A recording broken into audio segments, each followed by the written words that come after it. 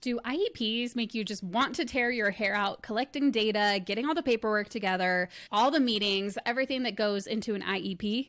Today, I am interviewing Stephanie DeLussey, owner of the Intentional IEP and Mrs. D's Corner, and we're talking all about IEPs for those who might be new to them, why they are important, how you can streamline the process, and why collaboration is really what makes IEPs a huge success. Welcome to Educate and Rejuvenate the podcast, episode 136. Let's get going. Welcome to Educate and Rejuvenate, the podcast to help you revitalize your teaching, renew your spirit, and reignite your passion for life. I'm your host, Kelsey Sorensen, a former teacher, current homeschool mom, published author, and certified life coach. Whether you are a teacher in a traditional classroom, homeschool from your kitchen table, or anywhere in between, I am on a mission to help you not only survive as an educator, but thrive. Get ready to uplevel your skills with incredible insights from guest experts and discover the missing piece, rejuvenating yourself. Are you ready to both educate and rejuvenate? Let's go.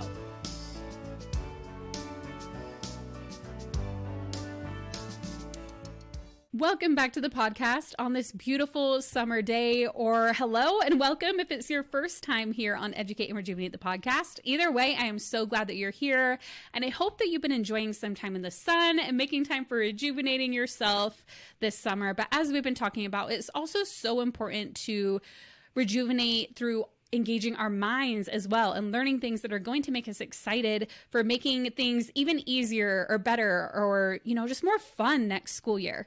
And that's why I brought on today's guest, Stephanie DeLussey of the Intentional IEP. Now, when I think of special education and IEPs, Stephanie is really the first person who comes to mind ever since I've seen her Instagram post on Mrs. D's Corner for years now. She's just really the person who comes to mind because she really knows her stuff and is really kind of honed in on supporting educators and parents with IEPs. So if you are new to this, like say you're one of our homeschool parents or you're new to teaching and you don't know what I'm talking about with IEPs, we're going to talk about what that is on the podcast and how it applies to you as well. Even just talking about, ways we can accommodate for our kids, but also we're really going to talk about the full IEP process, how you can streamline it, make it easier, all of that. So you're not going to want to go anywhere with today's episode. She also shares some great free resources that are going to help you make it easy and more if you're wanting to really get support, which, like I said, Stephanie's the total expert in that. You're going to want to take her up on it if you want more support with your IEPs. Also, Stephanie is a presenter at our upcoming Summer 2024 Educate and Rejuvenate Conference. She's teaching about easy team collaboration for students in special education. So we'll be diving even deeper into the collaboration piece that we talk about on today's episode during the Educate and Rejuvenate Conference. So if you don't have your ticket yet, be sure to snag one. Would love for you to join us at the event. It's going to be a great time. And if you already have a ticket, this episode is going to give you some of the background information and just some more ideas that kind of go along with her session. It's not like a repeat of it. It's both are some different information that will help you to, again, thrive with the IEP process. In her session, she's sharing the 5 key ways to make collaboration work without adding more to anyone's plate and how to read an IEP for implementation with fidelity. We're really kind of focusing on just that piece in her session. Today on the podcast, you're getting the full big picture. So they're really complementary to each other. You'll love to listen to this podcast. And then if you're attending the event, make sure to watch her session too. Like I said, they really complement each other and you're going to want to watch and listen to both. Okay, before we dive into the interview, let me introduce Stephanie a little bit more for you. Stephanie is the owner of the Intentional IEP and Mrs. D's Corner. She's a veteran special education teacher, IEP coach, and dual certified in special education and 12 and elementary education K-6. She earned her bachelor's degree from Kutztown University, completed an IEP coaching program in 2020, and is studying to be a board certified inclusive education specialist through the National Association of Special Education Teachers. Stephanie has been featured in publications like Exceptional Parenting Magazine, a guest on the Autism Helper and Be Kind to Everyone podcasts, and others.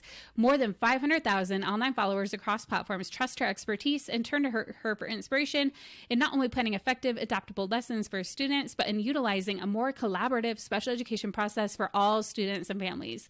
Visit theintentionaliep.com and mrsdscorner.com to learn how to work with her. When Stephanie isn't working with teachers and staff, she's spending time with her husband, young son, and 2 dogs on the beach in Northwest Florida. Okay, let's get to today's interview.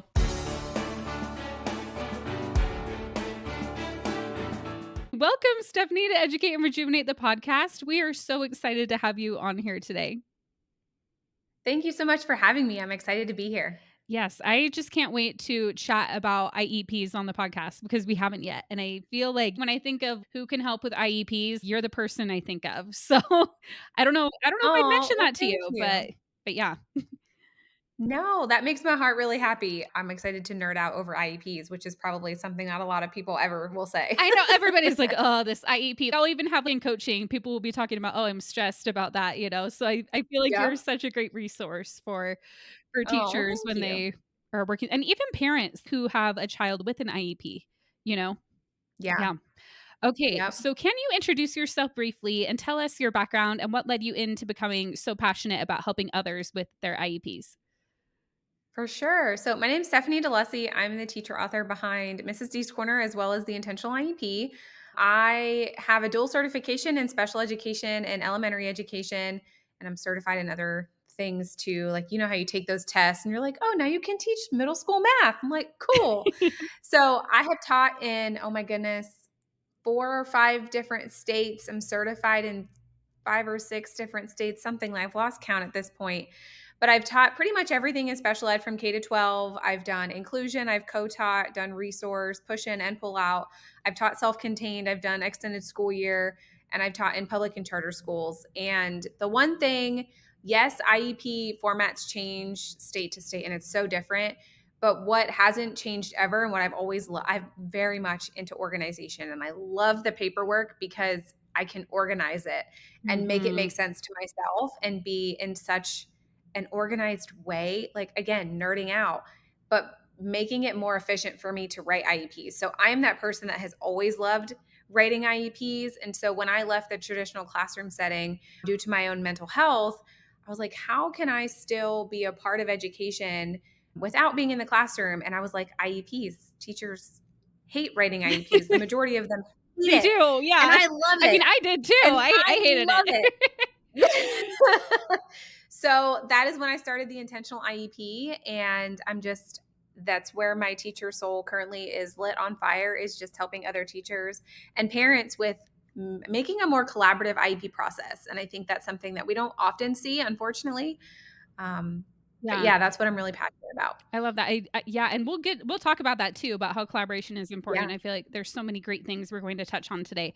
But what I love that you just mentioned too is that you're like, most teachers hate it, so I'm here to help them. And I find that when you're really passionate about something that other people don't like to do, it's like, okay, you figured out that way to make it less unbearable, you Yeah, know? And so you are able to help people so that they now won't dislike it as much as they used to either. Maybe they're not like nerding out on it as much as you are, for sure. but it might be like, "Okay, this is totally doable." Like, I'm not super Yes. overwhelmed about it Absolutely. anymore. Yes. That is my whole purpose and everything I do with Mrs. D. Swinner in the intentional IEP and just in education in general is I just want to make the processes easier for teachers so that we can actually do what we love and that's teach and build those relationships with students. Yes. Because that's what we got into education for. We didn't get into it for all the paperwork and the Right. red tape and all of that. I do my best to try and help other teachers just simplify the process and make them more efficient at writing the IEPs and the IEP process and all of that. I love that so much. So before we get too deep into that, we've been talking a lot about IEPs, and most people here Yeah. are going to know what we're talking about. But just so we make sure we're on the same page for those who are new or considering teaching or parents who haven't yet been at the IEP table or homeschooling, Yeah. whatever, what is an IEP and what is the purpose of it? So, an IEP is an individualized education program. It is covered under the Individuals with Disabilities Education Act, which is we call it the IDEA law. It's a federal law, and then the states have their own like policies and laws and regulations and things from there. But it all stems from this 1975 IDEA, and essentially for any student who has a disability and they qualify, which we're going to talk about here in a minute, how to qualify for an IEP. But if they qualify for an IEP, it's basically their roadmap to being successful with their peers in the class. They're going to have goals to meet, they're going to have accommodations and modifications, so supports, additional services. A lot of our students have like speech therapy or occupational therapy. And so you're going to get those supports and services to help them make success with the general education curriculum, which is what their peers in the general ed classes are learning. That's such a perfect explanation. Okay, so how does a child qualify for one? And then also the difference between a lot of times IEP and 504 comes up. So can you explain the difference between those two? Yes, I'm gonna explain the difference, and then with that will come the qualifications for an IEP Perfect. and for Yeah. 504. So again, IEPs are covered under the IDEA law. 504 plans are covered under the Section 504 of the Rehabilitation Act of 1973. And so they're very different. A lot of times, if students don't qualify for an IEP, they may qualify for a 504 plan. Mhm. So, to qualify for an IEP, a child must formally be diagnosed with one of the 13 disabilities outlined in IDEA. Well, there's 13 disability categories, rather. And so they have to fall under one of those categories. From there, as a result of their disability, the child needs to have, they need to have, I guess, special education services to make progress in school and learn the general education curriculum again. So going back to what an IEP is and what it does, they have to have a need for that. And so with a 504 plan, the child has to have a disability. It can be any disability, not just one of the 13 categories outlined under the federal law, but that disability has to interfere with a child's ability to learn in the general education classroom. So they call it, with a 504 plan, it's like general functions, I guess. Mhm. So it could be if they have trouble breathing and they need to do breathing exercises throughout the day. That may not qualify them for an IEP, and it probably won't unless there's like a secondary or tertiary disability, but they would qualify for a 504 plan. So if they maybe broke their leg, and so for a couple of months they need accommodations to help them get onto the school bus or walk down to the classroom, and they need those accommodations, will probably qualify for a 504 plan during that time. They were not going to qualify for a disability or Mhm. for an IEP, because it's not a long-term disability. It's not going to affect them for a long time. Now, you can have 504 plans for a long time, and IEPs generally are for a longer time. And then your 504 plans are only going to include those accommodations and support modifications.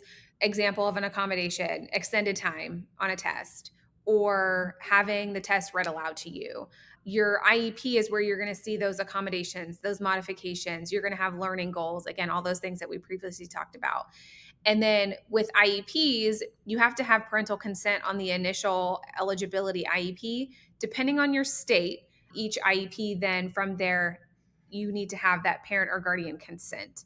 Again, check with your state because every state is different. And IEPs are reviewed annually. 504 plans are as well, but they're much less formal, I guess. And Mhm. I've talked to some teachers and they're like, we don't even write our 504 plans down. I was like, how do you know who has It's them? so interesting how things are done differently in different places. It's very different. And in the role that I'm currently in now, I'm just like, I just want to learn about all. It's fascinating to me how different everything is. But at the same time, I'm like, I wish that we could just get like, I would take 5 IEP formats, honestly. There are hundreds and thousands of Mhm. different IEP formats. They all have the same guts, but I would take 5. That would be fantastic. Yeah. Everything is so different, state to state, district to district in terms of that. But And I'm yeah, sure with so what that's you that's do, a whole other you've tangent. seen such a variety with all of that. It's There's a lot. Yeah. But it's probably informed you on the best ways overall, no matter where you live, on how to organize it and do it and how you can help them wherever they are. Yes. And I think my experience in teaching in so many different states, we move around a lot for my husband's job. And so I didn't have a chance to stay in one school for 6 years. I was here a year, I was here 3 years, I was here 2 years. So one of the benefits of that, though, of moving around a lot, was I got to experience how different states handle things, how different schools handle things. And so that, I feel, has just given me a really good Yeah. look at what works best, what's not working, and how can we overall make it better for everyone. I love that, and you didn't know it was preparing you to do what you do now. I did Like, not. it's No. amazing how life happens, right? Yes, for sure. Okay, well, that was a great overview about the difference between the 2, but yes, as you said, definitely check with your state and what, like, little specific granular things you need to do, but that's Yes. overall the difference between the 2 Yes. and how they qualify. But up next is, what does the process look like? And we are focusing on IEPs for today. We just wanted to talk about Yes. 504 as well, but what does the IEP process look like in general? Yeah. So if the student is new to the IEP process and they've been referred, there's going to be an evaluation period. And so they're going to have their evaluation. So you have your referral, then you have your evaluation, which there has to be parental consent for no matter what state you're in. You have to have parental consent for evaluation. You're going to go through the evaluation. You're going to come to that evaluation meeting, which is typically your eligibility meeting at the same time.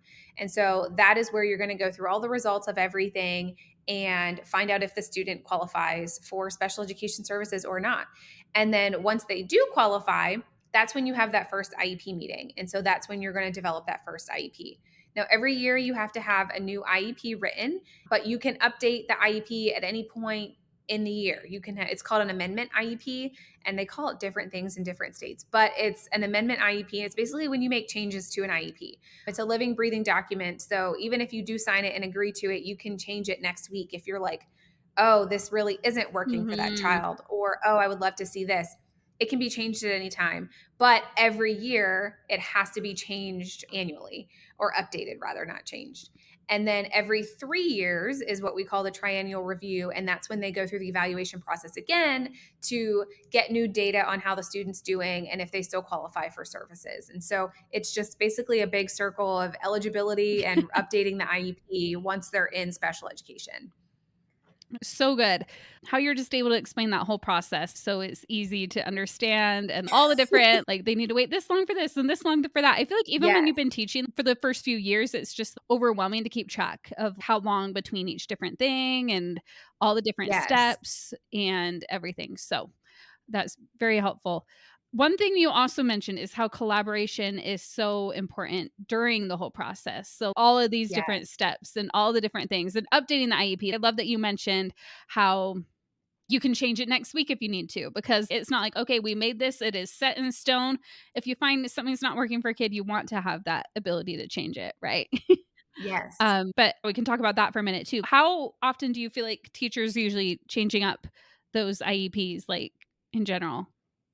Oh, goodness. I think it depends on the student. And I think it depends on, I don't want to say how well or how poorly written the IEP is, or I love the word intentional, right? So we have the intentional Yes. IEP, but how intentionally chosen the supports and services are for that student. If you have all of the data and you have really good data and you analyze it and you listen to it and you let it guide you to making your decisions, so those data driven IEP meetings, you're going to follow through with what is best for that child and what they Mhm. really need.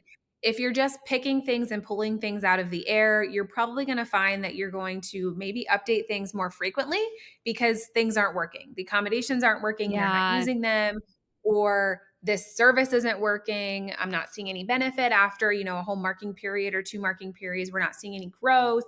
But then also it depends, if you pick the right supports and services for the student and they're thriving with it, you could meet goals sooner than a year. And so you Yeah. could come to the table and update them early because everything's working, and that is the whole That's the purpose of an ideal. IEP. Yeah. Yeah. To, like, Yes. have it So it working. really just depends on the student and how intentionally the supports and services are chosen and decided on. Yeah, and I think that's a great point, like, how intentional was that IEP? I love how you call, because I love the word intentional too. I've done a lot about, like, Yes. intentional planning and scheduling more for just in general for your life, but it's the same way when you're creating an IEP. Like, you want to be really intentional about it, and if you're intentional to begin with, then more likely it's going to, work, be what the student needs. Yeah. Yes, I love that. So we've also talked about collaboration. Why is that such an important part during the creation and implementation of an IEP? And be sure to touch on, you mentioned that sometimes that's done better than others. So I'd love to hear a little bit about that. Like, why is it Yeah. important and how does it contribute to it going better overall? Yeah. So a lot of times, and even just in my own teaching, even as like a new teacher, because I will never throw anyone under the bus except for myself. So as a new teacher, you go into the new school year and you're like, this school is always going to do what's best for the kids. And you just truly believe that because as a teacher, you're like, I will always do what's best for the kids. Mhm. But unfortunately, that's not what always happens. And so you really have to, at the end of the day, think about what is best for this student. And so when it comes to collaboration, A lot of teachers, and I've been there myself, we feel like special education teacher, I'm the only self-contained teacher in this classroom. Or in this school. I'm an island of one. I'm all by myself. Nobody else understands at the school what I'm doing. And that very well may be true. You may be the only resource teacher for grades 3 and 4 at your school. You may be the only math resource teacher at your school. But there are other people in your district and online that have the same position as you. So you can collaborate with them, which the internet is a great thing for that. Yes. Just be very careful and double check all of the information that you do get from other people. But collaboration within itself of the special ed teacher working with the general education teachers, working with administrators, working with support staff, working with specialists, and most importantly, working with the student and working with the student's parents. And so when I say parents, I mean the caregiver, whoever is Mm-hmm. the adult Right. for that child, but I'm going to use the term parent. But keeping them in that whole process, so that whole IEP process we just talked about that goes in a circle, there are things that you can do throughout the whole process that really make collaboration work more easily. And so, for example, when you're writing the IEP, the beginning stages, you're writing those present levels, which is where you should always start because everything else stems from the present levels. You want to get information, right? So we send out parent input forms, teacher input forms, student input forms, if applicable, if appropriate. And we want everyone on the IEP team's view because everyone comes to the IEP table with a different lens Mm-hmm. and with different experiences. And so it's really important to get everyone's lens view, everyone's experiences on paper, what they're seeing at home, what we're seeing at school. How can we help each other? What's working at home that we can try here? What's working at school that you might be able to try at home for something?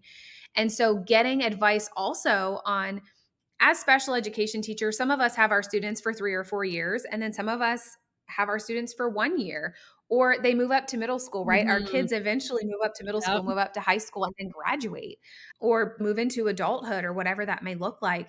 But we have to plan for that with the parents, even in first grade, even in third grade, even in pre-K.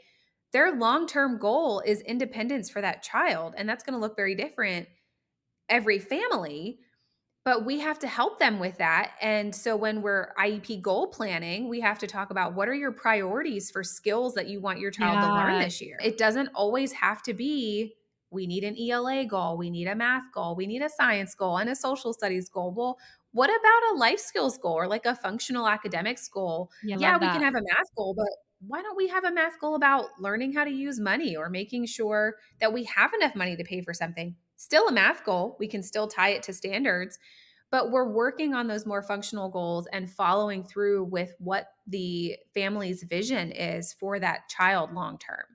I love that you mentioned this because I feel like a lot of times, like, math, ELA, all those, we think those are what's most important. But really, when you Yeah. think about it, then becoming independent in society, getting a job, yeah, that money goal to know how to use money is very important. So I think a lot of times we focus so much on just the math, language arts, and all of that. And not that we don't Yeah. want to, because obviously we want them to know those things. But They're still yeah, important.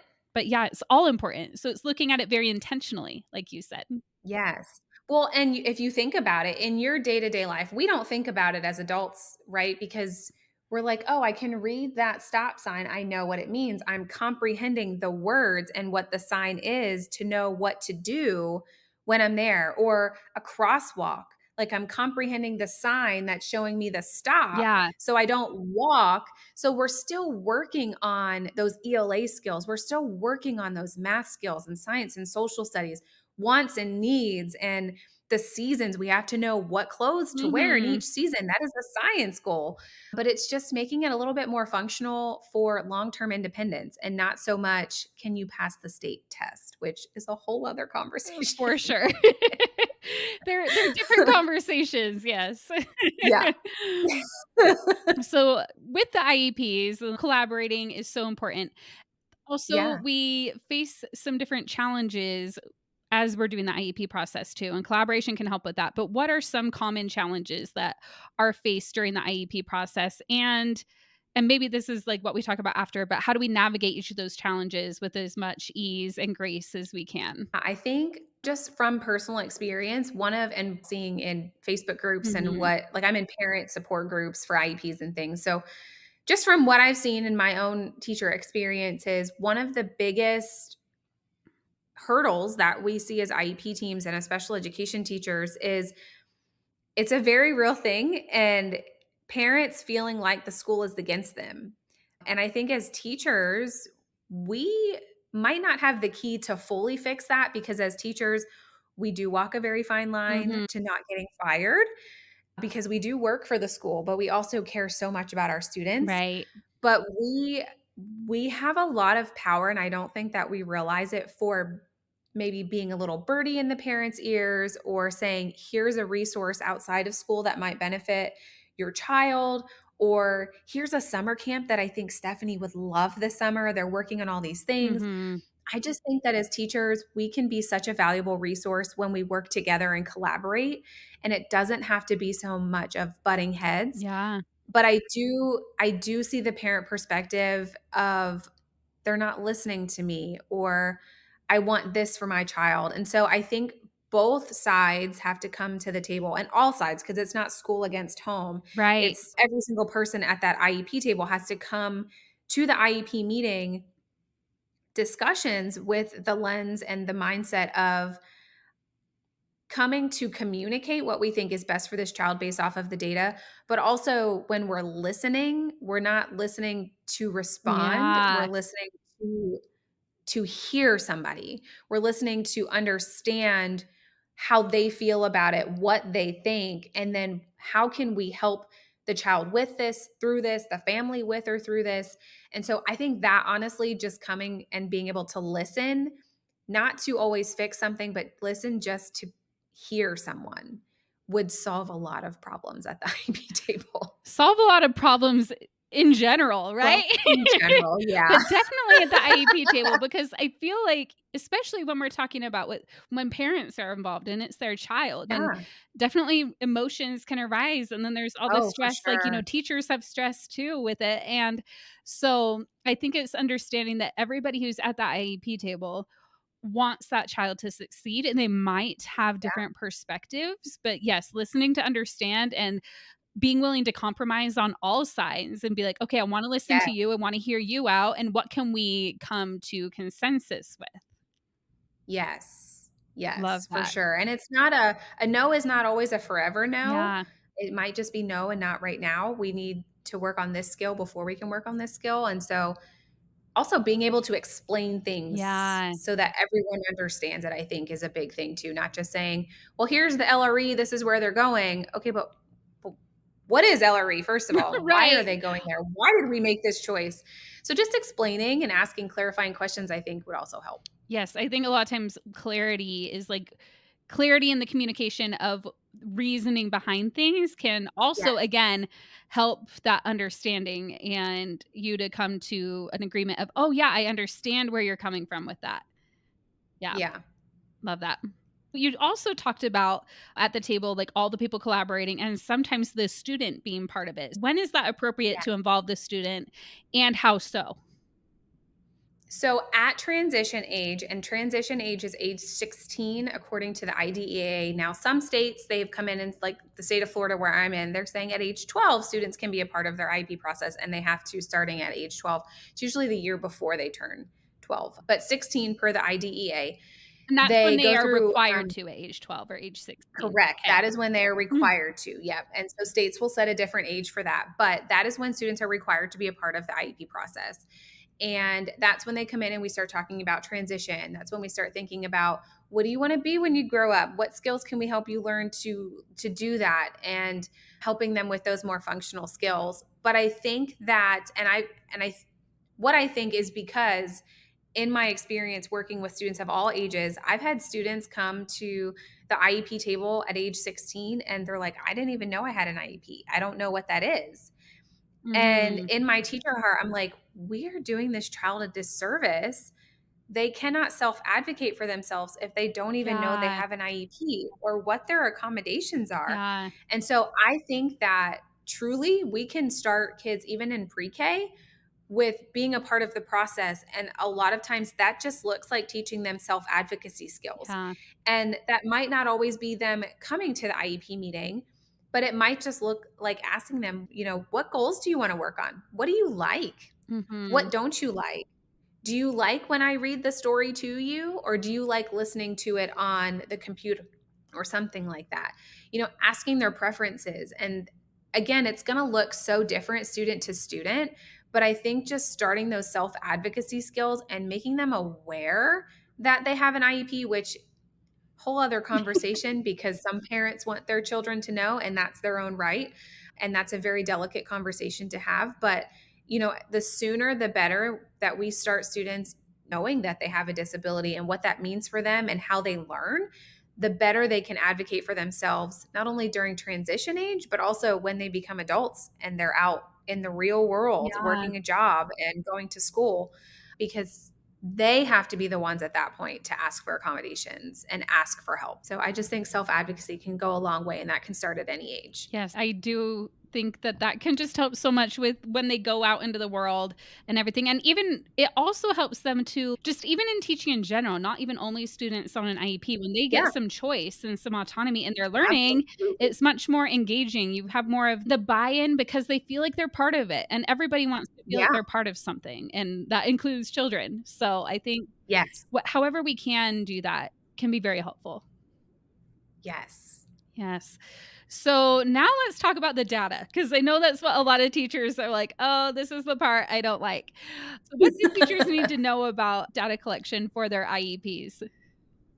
Oh my goodness, so many things. But if I had to narrow it down, so the first thing that you want to know, because no laws or regulations are going to tell you need to have this many data points, this many data points per week, per marking period, whatever it may be. That is generally a school policy or a district policy. And so the first thing you want to know is per IEP goal, how many data points do I need to have per week or per marking period or whatever that may be? I've worked in a school where I had to have 2 data points per subject per week. I've worked in a school where the district just wanted 8 data points for the whole marking period. And so I could split that up however I saw fit. That was 1 a week or whatever it was. And so knowing what the district or school policy is for that will help you in knowing, one, how to keep your job in terms of doing what your school responsibility is. Mhm. From there, though, when it comes to data collection, there's so many different ways that you can take data or progress monitor. And so it doesn't always have to look the same way. But what I think the most important thing is that when you're taking the data, you're analyzing it to see what the data is saying. Is the student making progress? Are the accommodations working? Are the services the right amount of time? Do we need a different accommodation or modification? And you don't know that if you're not looking at the data. So if you don't do anything with it, it's kind of pointless. But then also, when it comes to data, you want to make sure that the student is generalizing the skill. So if the student, let's just say that Stephanie is practicing her times tables, her multiplication, and we're giving her a 1 minute times test every single time, and that's the exact same way we're taking data every single time. And she finally hit 100% mastery, she met her goal, but when I give Stephanie a multiplication fact in the general education classroom during a lesson where we're doing word problems, she can't solve it. Well, Stephanie didn't master that skill. She has to generalize that skill. Mhm. And so generalization is really, really important. It ties so much into data collection. So it's really important to remember that if a student hasn't generalized the skill, they have not mastered that goal. And so just keeping that in mind when you're collecting data, it shouldn't be the same exact setting with the same exact person, the Yeah. same exact activity every single time. Yes, you can do that to learn the skill, and some students do learn best through repetition. But to master that goal, they have to be able to generalize it with other people in different Mhm. settings outside of the classroom, outside of school. Can they do it outside of school? Yeah. Um, that is really important to your data collection. Yeah, so how do you recommend they collect that type of data where it's outside of school? Yeah, so you can, if you have a really good collaborative rapport with the parents, you can say, "Hey, we're working on this at home or at school, we're working on multiplication." And so when you're out at the store and say if you go to Walmart and you just say, "Hey, that t-shirt is $5. How much would it be if I bought 3 t-shirts?" Oh, Just yeah. kind of probe them, and practice with them. That's not a 5 times 3 on a piece of paper that they have to answer, right? Right. That's a real world thing. if I really like a t-shirt and it's only $5, I'm going to probably buy 3 or 4 of them in different colors, but I need to make sure I have enough money for that. So I have to be able to do that multiplication in the real world. And so just asking them questions like that, but also if you go on field trips or if you're out at recess and you're like, we have 2 students who each want to swing, or make up real world scenarios. It just makes it much more real for them. And the buy-in is a lot better when the parents are also part of it too. So good. I love that example of real world application, and that's really what I try to do with my kids too, because we Yeah. homeschool, so I try to help them to use it in the real world, and I love how you're tying it into the IEP process as well. Yeah. Okay, so It all comes back it together. really It really does, does. it really does. Okay, so the final question before we start closing up. What tips do you have to share that will make the data collection process less overwhelming? Because I feel like that's what I hear a lot is like the data is overwhelming, like just collecting all of it. Yeah, piggybacking and backtracking a little bit, I guess, not piggybacking. I said that there's so many different ways to collect data. And so what I really want to challenge you to do is learn the different ways to collect data, because one year how you collect data might work for that classroom, but the next year you might have different goals or different students, and that method doesn't really work that well for what you're currently working on. Mhm. You just want to have a lot of tricks in your teacher toolkit, especially when it comes to data collection. I love the sticky note data collection method. There are a lot of people who use Google Forms for data collection. There are apps that help you with it. You can do the hybrid model, which I absolutely love. So just learn all of the different methods that you think you're like, man, I would really like to know more about this. And then frame that into or mold that into your own data collection method and what that looks like. You don't have to follow it to a T, each one, Mhm. because every classroom is different and how every classroom functions is different, even if they have the same title of life skills or Yeah. self-contained unit or autism unit. Each classroom is going to function very differently. And so you have to find what works best for you. You're going to have to trial and error some to see what works best. But knowing that you're like, yeah, I can be flexible, and okay, I can't do the sticky note on this because we have a tablet though in the general education classroom that the para goes with Stephanie to that class. We can just do a Google form and I can have them do the Google form for me, and then it'll collect data. You just, again, find what works best for you. Don't be afraid to learn a couple of different ways and mold it into really what works best. Again, what works best for you, not for everyone else. Yes, Stephanie, I hope that everybody who's listening can just breathe a sigh of relief when they're like, okay, it's just about finding what works best for you. And I feel like that can really sum up a lot of what we talked about today, because finding what works Yeah. best for you works what works best for the student, and trusting that we are doing what we can. If we're Yeah. looking at the data for collecting the information that we need and collaborating and finding a way to collect it that works for us, we are doing Yeah. exactly what we need to do with these IEPs, so I love it. Yes. Okay, so I planned this interview simply by I told Stephanie this, but I hadn't told everybody else here. I bought a copy of her book, The Intentional IEP, and let me tell you, everybody, it is like the handbook for IEPs. I really believe every teacher needs a copy of it, and every parent who has a child with an IEP, because I just dove into the first 2 chapters to grab these questions, and I couldn't even cover everything that was in those 2 chapters. There's so much there, and then there's what? How many chapters in the book? Oh my gosh, I don't even know. I have it in front. I think there's 5 chapters. I think. Yes, 5 plus an introduction and an outro and an appendix. So Amazing. yeah, there's a lot in there. So much information. It is really like the handbook for IEPs. Can you tell us a little bit more about the book and why they should definitely snag a copy if they liked the information they got here? Yes. So the book is called The Intentional IEP, A Team Approach to Better Outcomes for Students and Their Families. And I wrote this book because I just felt like there was such a need for learning more about that collaborative process for IEP writing, not just for teachers, but also for parents. And so not only do we cover what to do throughout the process to be more collaborative for teachers and for parents, there's that perspective, Mhm. both perspectives there of what each should be doing or could do. But then it also walks you through like how to write the IEP, what data to collect, how to collect data. It goes through different data collection methods too, how to analyze the data to be able to know what to do next or what goals to plan.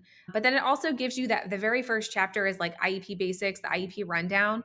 And so all of that really boring like law stuff and case studies, I went through all of it and just pulled out what you need to know because I think not only is it fun for me, but it's really important to know like why do we have the rules and regulations that we do for some of the things that we do within IEPs.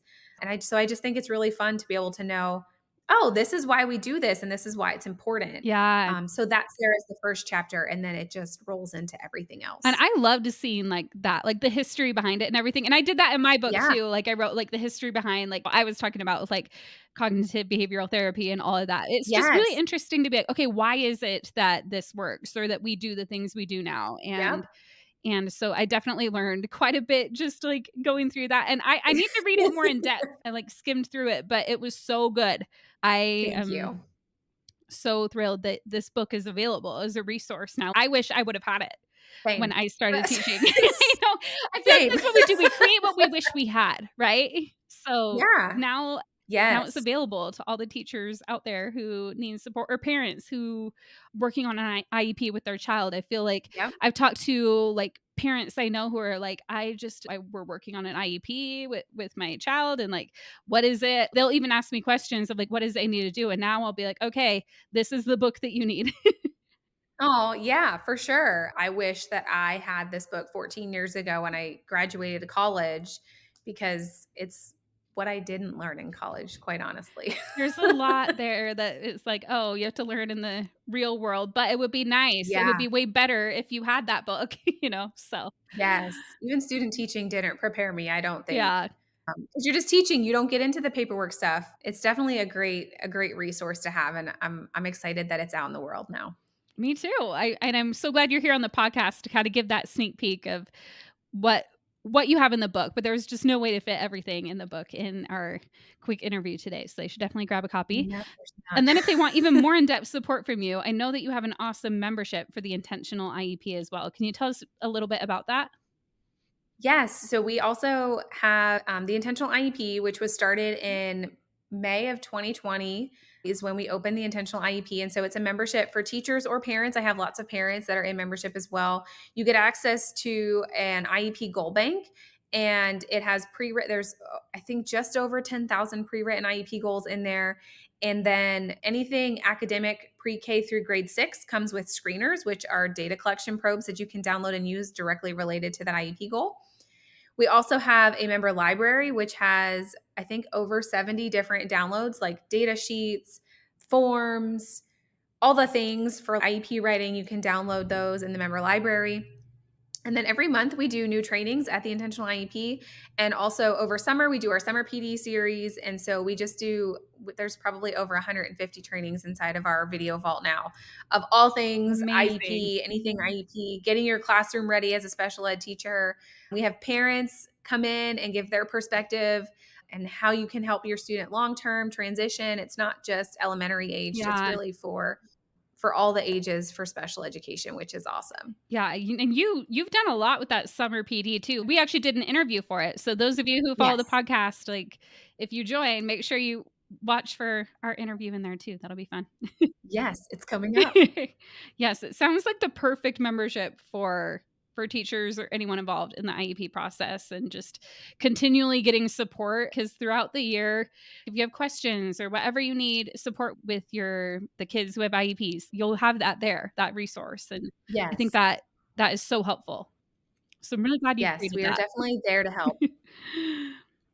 Okay, well, I'll put both of those links in the show notes so you can grab a copy of your book. All of you should do that at the Awesome. minimum. Grab a copy of the book. And then if you want even more support, be sure to check out the Intentional IEP membership as well. And you'll also be speaking at Educate and Rejuvenate, which we're excited about. So if you're Yes. coming to the event, make sure you watch Stephanie's session because it's going to be really good. What are you speaking about again at the event? I think it's IEP collaboration. Honestly, I think it I think was. we're talking Yeah. about collaboration. Yeah. Yeah. I, like, looked at it and then I'm like, "Oh, of course when we're live, it, like, left my brain." That's what it does, but that'll be amazing, so everybody watch for that, but in the meantime, where can our listeners connect with you online? Where's the best place or places to do that? Yeah, so I'm on Facebook and Instagram at the Intentional IEP or at Mrs. D's Corner, whichever. But if you're looking for more IEP stuff, definitely at the Intentional IEP and reach out, DM me, send me an email. I'm here. I'm happy to help. Amazing. Thank you so much, Stephanie, for your time and sharing your expertise here on Educate and Rejuvenate the podcast. We really appreciate you. Thank you. Thank you so much for having me. If you enjoyed this episode, please hit subscribe so you don't miss the next one. And if you're hungry for more, be sure to check out the book that I wrote. It's called Educate and Rejuvenate, a 3-step guide to revitalize your teaching, renew your spirit, and reignite your passion for life. It is scheduled to be released in the summer of 2024. This book takes all the life coaching skills we talk about here on the podcast and puts them together in one easy to understand guide. Plus, when you pre-order, you'll receive a PDF workbook and additional resources to deepen your understanding and application of the concepts we've covered on the book and on this podcast. You won't find these resources anywhere else. Visit the link in the show notes to join the waitlist and be the first to know when the book becomes available for pre-order. Let's continue this journey of growth and rejuvenation together. Until next time.